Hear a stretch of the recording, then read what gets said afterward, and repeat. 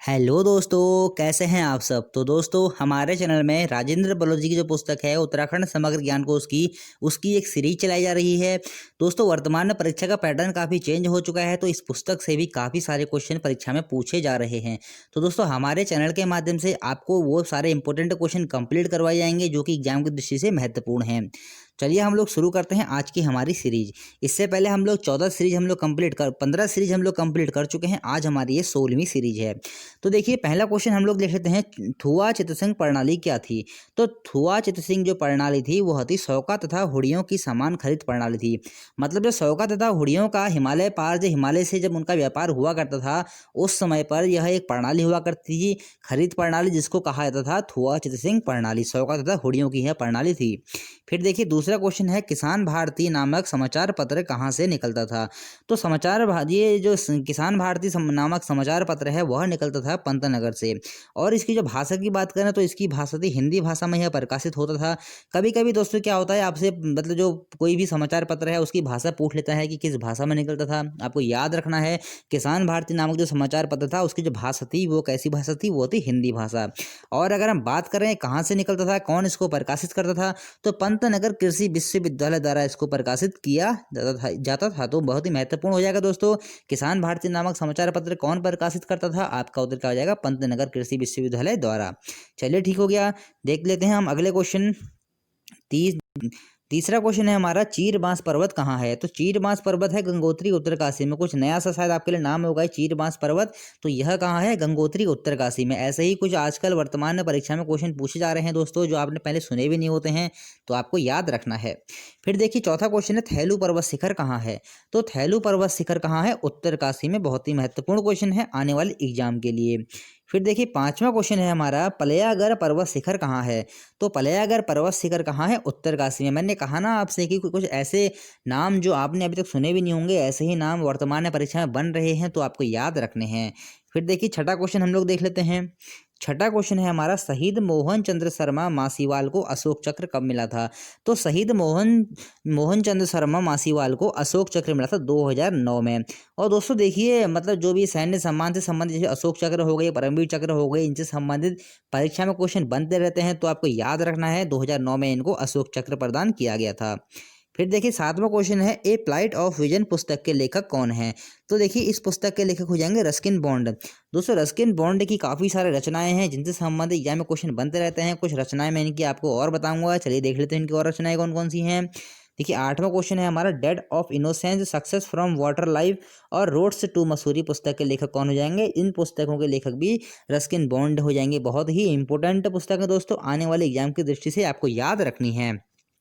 फिर देख लेते हैं नवा क्वेश्चन। नवा क्वेश्चन भी रस्किन बॉन्ड से ही है। लिरिक पोइमस ब्यूटीफुल गढ़वाल नामक पुस्तक के लेखक कौन हो जाएंगे। इस पुस्तक के लेखक है रस्किन बॉन्ड, या फिर ब्यूटीफुल गढ़वाल नाम से भी आपसे पूछ सकता है। आपको याद रखना है, रस्किन बॉन्ड इस पुस्तक के लेखक हैं। और दोस्तों, एक बात और बताऊं आपको, आप हमारे फेसबुक पेज से भी ऐड हो जाइए, क्योंकि वहाँ से आपको बहुत सारी नई नई अपडेट मिलती रहती हैं। तो आपको लिंक जो है डिस्क्रिप्शन में नीचे मिल जाएगा। फिर देखिए, 10वां क्वेश्चन है हमारा, राज्य में आरोही परियोजना किन कंपनियों के सहयोग से शुरू की गई। बहुत ही महत्वपूर्ण है, 2009 में शुरू की गई थी इंटेल व माइक्रोसॉफ्ट कंपनी के सहयोग से। अगर हम बात करें आरोही परियोजना का संबंध किससे है, तो यह है कंप्यूटर शिक्षा से। और यह कंपनी दोस्तों आपको याद रखनी, इंटेल व माइक्रोसॉफ्ट एग्जाम में पूछ लेता है कि आरोही परियोजना किन कंपनियों के सहयोग से शुरू की गई है, इंटेल व माइक्रोसॉफ्ट कंपनियों के सहयोग से। चलिए ठीक है, 11वां क्वेश्चन हम लोग देख लेते हैं।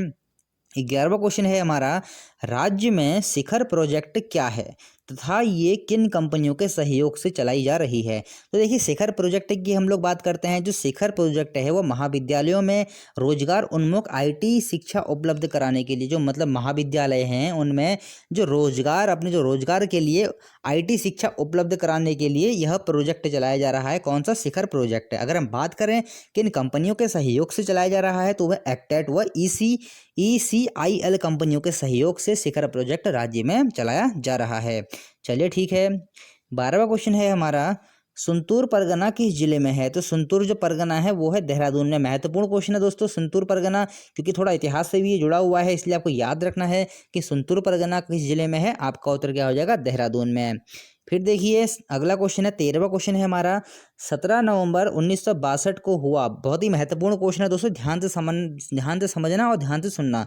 17 नवंबर 1962 को हुआ भारत और चीन के मध्य युद्ध में, जिसमें शहीद जसवंत सिंह ने 3 दिन तक अकेले ही चीनी सेना का सामना किया था। तो 3 दिन तक चले इस युद्ध को किस नाम से जाना जाता है? दोस्तों इसमें हुआ ऐसा था कि जब भारत और चीन के मध्य युद्ध हो रहा था, तो इस समय जो शहीद जसवंत सिंह जिस साइड मतलब भारतीय सेना से थे, तो इनके जो जितने भी सैनिक थे वो सबके सब मारे जा चुके थे भारत की सेना वाले। तो इन जसवंत सिंह ने क्या किया था, जैसे इनका जो बॉर्डर था लगातार 3 दिन तक पूरे बॉर्डर के कभी इस छोर पे जाएंगे कभी दूसरे छोर पे जाएंगे, जैसे मान लो ये बॉर्डर है, तो कभी बॉर्डर के इस छोर में कभी इस छोर में कभी इस छोर में, तो चीनी सैनिकों को ऐसा लगता था जैसे कि भारतीय सेना में अभी काफ़ी जवान युद्ध लड़ रहे हैं, इसलिए उन्होंने चीनी सेना को ये आभास नहीं होने दिया कि मतलब वहाँ से सिर्फ अकेले जसवंत सिंह ही जो है युद्ध लड़ रहे हैं। तो इन्होंने तीनों तरफ से मोर्चा संभाल रखा था, तीनों तरफ से गोलीबारी कर रहे थे, अकेले ही कर रहे थे। तो इस कारण से यहाँ से क्वेश्चन महत्वपूर्ण बनता है जसवंत सिंह के बारे में। तो आपको याद रखना है, जो ये युद्ध 3 दिन तक चला था, इस युद्ध को नूरानांग युद्ध के नाम से जाना जाता है। चलिए ठीक है, 14वां क्वेश्चन हम लोग देख लेते हैं। 14वां क्वेश्चन है हमारा, गबर सिंह नेगी किस बटालियन में भर्ती हुए थे? बहुत ही महत्वपूर्ण है क्योंकि इनको विक्टोरिया क्रॉस मिला था, जो कि 1915 में मिला हुआ था। तो 2/39 जो इनकी जो 2/39 बटालियन में यह भर्ती थे। और अगर हम बात करते हैं कि यह गढ़वाल रेजिमेंट के थे या फिर यह कुमाऊं रेजिमेंट के थे, तो गढ़वाल रेजिमेंट 2/39 में यह भर्ती हुए थे। बहुत कम उम्र में यह सेना में भर्ती हो गए थे, शायद 1 या 2 साल इन्होंने सेना में नौकरी की होगी, उसके बाद ये शहीद हो गए थे। तो सबसे कम उम्र में इनको कहा जाता है कि सबसे कम उम्र में इनको विक्टोरिया क्रॉस मिला था, 1915 में मिला था। पहला जो यहाँ मिला था उत्तराखंड में दरबान सिंह नेगी को मिला था 1914 में, और 1915 में मिलता है गबर सिंह नेगी को। 2/39 गढ़वाल बटालियन से यह संबंधित थे। चलिए ठीक है, देख लेते हैं 15वां क्वेश्चन। दोस्तों एक बात आपको और बता दूं, हमारे चैनल में उत्तराखंड का इतिहास चल रहा है, जिसमें हमारा कोर्स काफ़ी आगे पहुंच गया है। यहाँ से तो आपको एमसीक्यू कराई जा रही हैं, राजेंद्र बलोजी की पुस्तक है उत्तराखंड समग्र ज्ञान कोश की, लेकिन वहाँ से आपकी प्रॉपर क्लासेस चल रही हैं।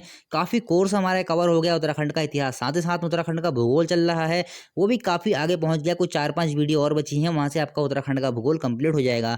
उत्तराखंड का इतिहास भी हमारा चल रहा है, नहीं वो भारत का इतिहास भी हमारा चल रहा है। तो दोस्तों पूरी कंप्लीट हमारे चैनल के माध्यम से आपको तैयारी करवाई जा रही है उत्तराखंड की।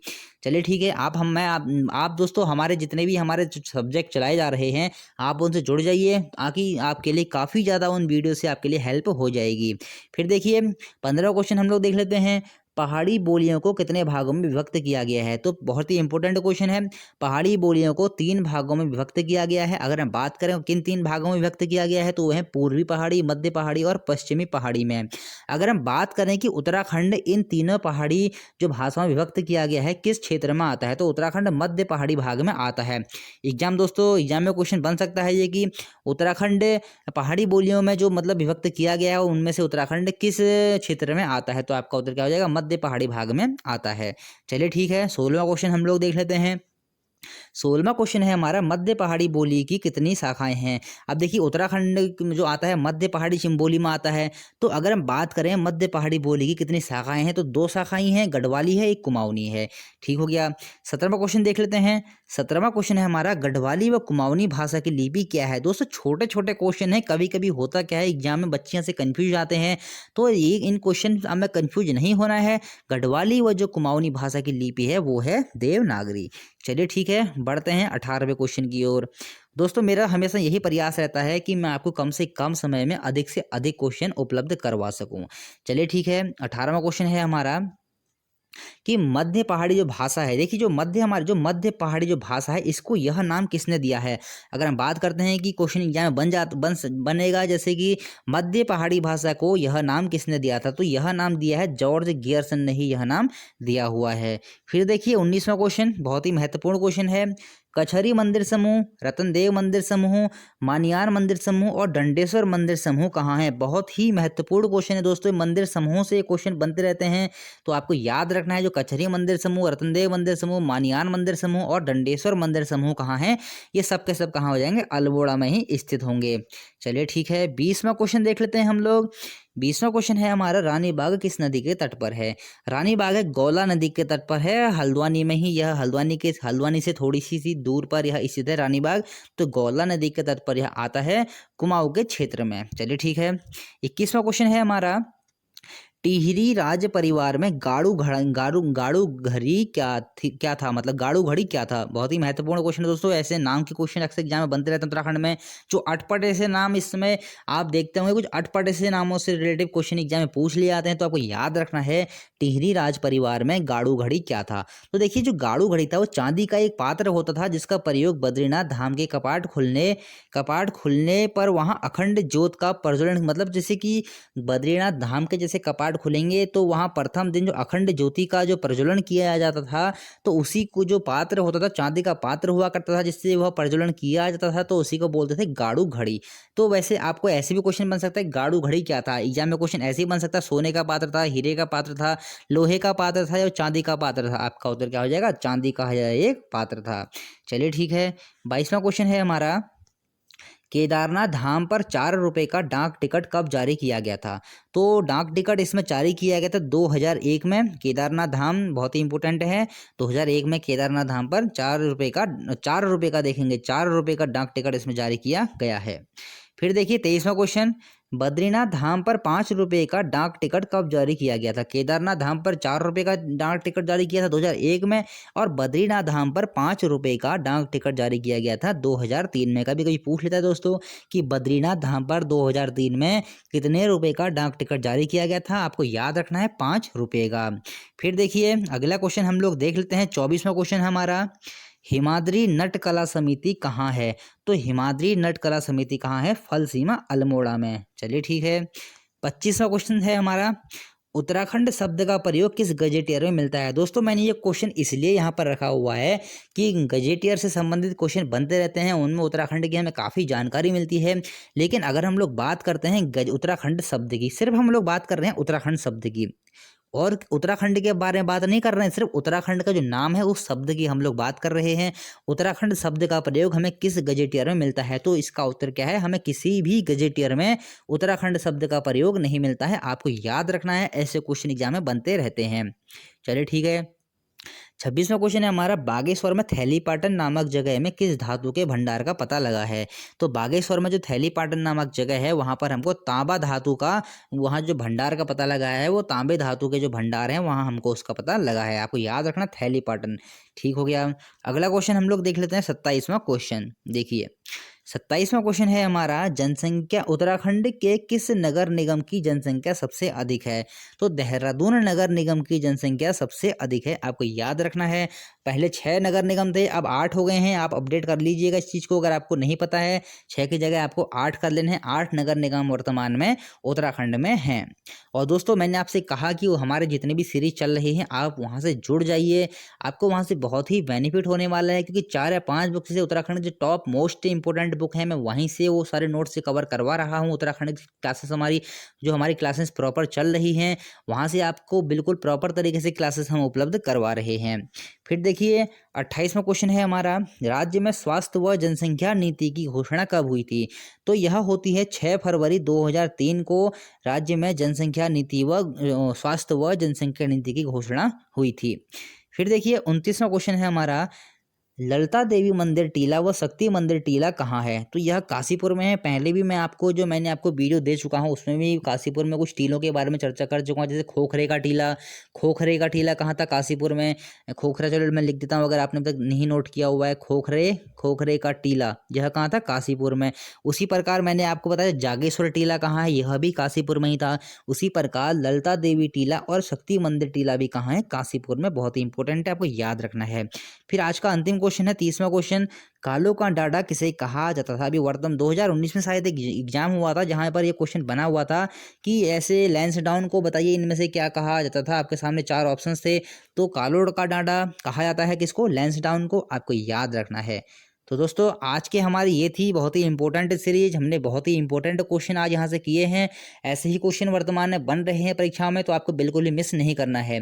और आप हमारे हर कोर्स से जुड़ जाइए, आपको वहाँ से बहुत ही बेनिफिट मिलेगा, क्योंकि हम लोग पूरा सीक्वेंस वाइज चल रहे हैं। एक प्रॉपर तरीके से जैसे पढ़ाया जाता है वैसे ही हम आपके लिए वीडियो उपलब्ध करवा रहे हैं। तो दोस्तों चैनल को लाइक कीजिए, सब्सक्राइब कीजिए और दोस्तों शेयर कर दिया कीजिए। जो आपके दोस्त हो, जिनको ज़रूरत हो, जो कोचिंग नहीं जा पाते हैं, जो ऑनलाइन कोर्स से परचेज नहीं कर पाते हैं, उन लोगों को ये शेयर कर दिया कीजिए। और दोस्तों अगर आपको कुछ पूछना होता है तो आप कमेंट कर दिया कीजिए, मैं हर कमेंट का रिप्लाई करता हूँ।